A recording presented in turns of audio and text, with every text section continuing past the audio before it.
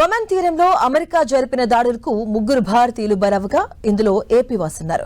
విశాఖపట్నానికి చెందిన marine engineer Suresh పత్నాల ఉన్నట్లుగా తెలిసిందే. ఇక విషయాన్ని ఆయన కుటుంబ సభ్యులు ఢిల్లీలోని ఆంధ్ర భవన్ అధికారులు ధృవీకరించారు. సురేష్ కు భార్య, 2 కుమారులు ఉన్నారు. జూన్ 24న 15వ వివాహ వార్షికోత్సవం జరుపుకోనున్నారు. 5 నెలల పాటు విధుల్లో ఉన్నటువంటి ఆయన త్వరలోనే ఇంటికి వచ్చేందుకు సిద్దమయ్యారు.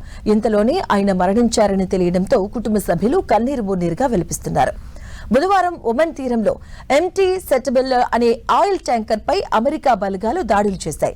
అమెరికా ఆంక్షలను ఉల్లంఘించి ఈ నౌక ఇరాన్ నుంచి చమురు రవాణా చేస్తున్నట్టుగా ఆరోపణలున్నాయి. ఈ దాడిలో deck cadet Aditya Sharma, engine fitter Shivanand Chaurasia, chief engineer Patnala Suresh అనే ముగ్గురు భారతీయులు నావికులు ప్రాణాలు కోల్పోయారు. ఇక నౌకలోని మరో 21 మంది భారత సిబ్బందిని సురక్షితంగా రక్షించారు. ఈ ఘటనపై తీవ్రంగా స్పందించిన భారత్ న్యూఢిల్లీలోని అమెరికా రాయబారికి సమన్లు జారీ చేసి తన నిరసనను వ్యక్తం చేసింది.